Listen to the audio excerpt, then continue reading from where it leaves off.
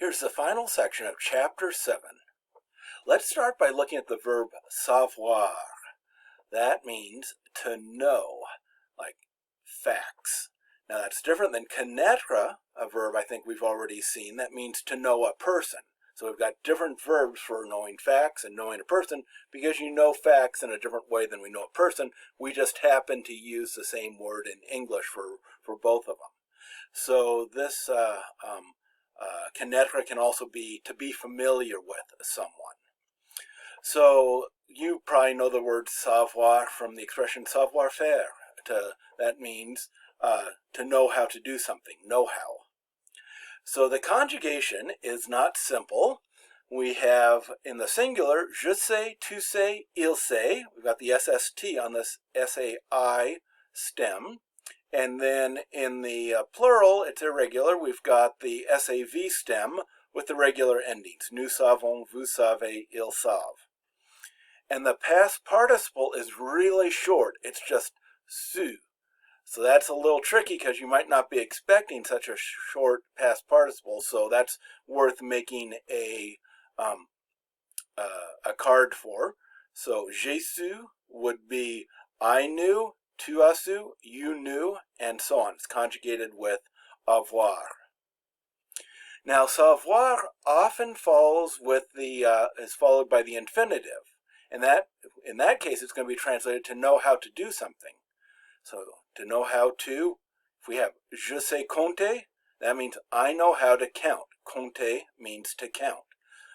And so savoir-faire means to know how to do, or how to do something. Savoir plus the infinitive faire. So you don't want to say I know to count.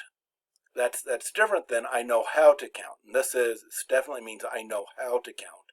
It doesn't mean I know what I should do. It means I know how to do something. Now savoir in the passé, it changes meaning some. So with avoir su, the passé composé means to have learned how to do something, not how to know it, but to have learned or to come to know something. So you can kind of see how to come to know is kind of like the past tense of savoir. Il a su obtenir les mêmes résultats que ceux de Georges. So, il a su obtenir, so this is the past tense of savoir.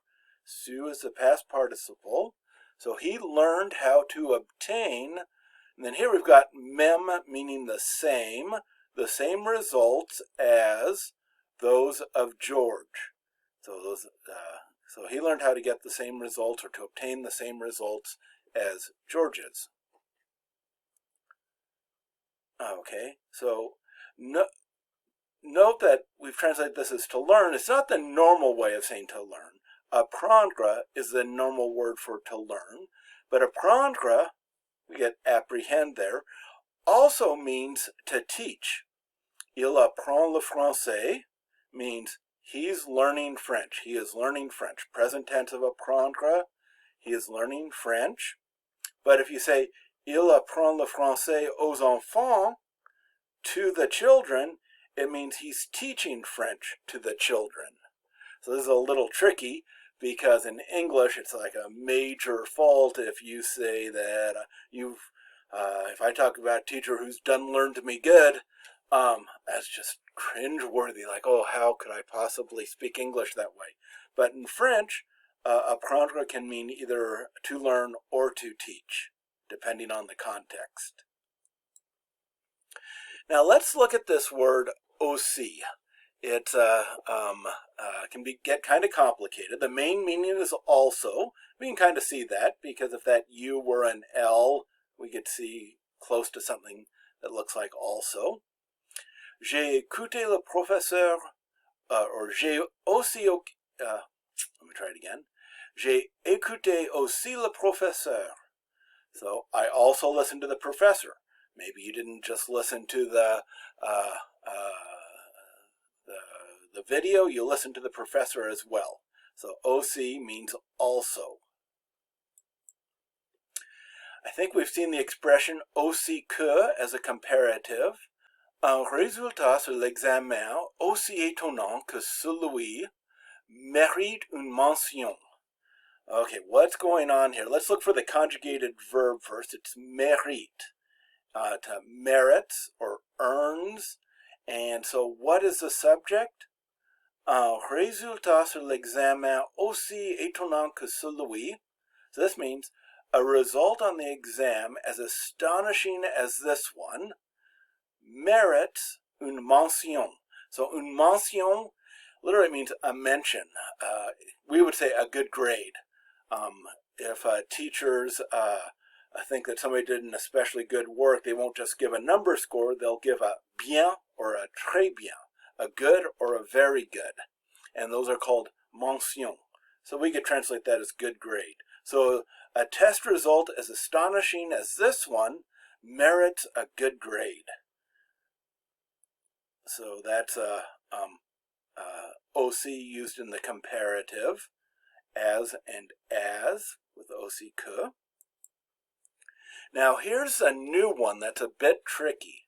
OC at the beginning of a sentence with a subject-verb pair that has what's known as the inversion of the subject. Normally the subject comes before the verb. Sometimes it comes after the verb and is maybe attached with a little dash. So we might have a sentence, Aussi existe-t-il une solution au problème? And in this case, aussi followed by a verb with inversion is going to mean therefore. It's a conclusion that we make. This like totally changes the meaning, and it's very literary. You wouldn't normally say this in speech, but in written French it would get used quite often. So existe-t-il is the inversion of il existe, an impersonal expression. So it'd be therefore there is a solution to the problem. So that's how we would translate this. Now, if we don't have inversion, il existe aussi une solution au problème, we could say there is also a solution to the problem. It's very different in meaning. Here we're coming to a conclusion that there's a solution. Here we're noticing that whatever we're talking about this problem, there's also a solution to the problem. So OC plus inversion of subject changes the meaning of OC from also to therefore. Now let's look at this little word meme. This is where we get our word meme. And the first main translation of meme is the same, because a meme is something that you see over and over again. It's part of an element of culture that's easily recognized. That's the origin, scientific origin of the word meme, is some cultural element that's transmittable from one person to another. So we might have les deux solutions sont de la même qualité. The two solutions are of the same quality. So there, mem means same. The second main translation would be even. Now a lot of times you just have to play with both of these and see which one's going to fit. If I say, elles sont même correctes, mem is used as an adverb here. When we say they are even correct, it's an adverb because it doesn't agree in gender and number with the adjective, but it's modifying the verb here. But it can also be an adjective. Ces solutions même sont correctes. So that would be mem modifying these solutions. And it would be even these solutions are correct, or these very solutions are correct, is how we could translate that. So it can mean even or the same. Now, mem is also used with personal pronouns to indicate self. So if we have moi-même, that means myself. Toi-même is yourself. Soi-même, lui-même, elle-même means oneself, himself, or herself. Nous-mêmes is going to be ourselves. Vous-même, yourselves. Notice the S is there. Eux-mêmes, elles-mêmes would be themselves. So if we have the sentence, J'ai mangé la souris moi-même, that means I ate the mouse myself. So emphasizing that I didn't rely on a cat to eat the mouse, but it was something that I did myself. It's a way of emphasizing the subject, just like it is in English. So here are some exercises. Work hard on these. Write them all down. Use your dictionary. Use the PowerPoint.